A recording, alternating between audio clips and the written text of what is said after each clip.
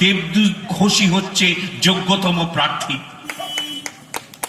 আজকে একবার চিন্তা করে দেখুন তো, একটা দেশের জাতীয় সরকার ঠিক করে দেবে ভারতবর্ষের কোন নাগরিক কোন পোশাক পরবে, কোন ভাষায় কথা বলবে, কোন খবরের কাগজ পড়বে, রান্নাঘরে কোন মাংস থাকবে, ফ্রিজে রান্না করা কি খাবার থাকবে, সেটা ঠিক করার কাজ ভারতবর্ষের জাতীয় সরকারের। আর সেটা যদি পালন না করা যায় তাহলে সেই নাগরিক দেশদ্রোহী।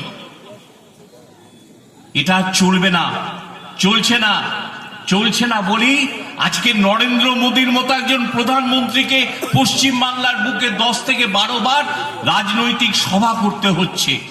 কারণ যে জায়গাগুলো তার ছিল খুঁটি, উত্তরপ্রদেশ, বিহার, দিল্লি, পাঞ্জাব, হরিয়ানা, এগুলোতে এখন ধস নেমেছে।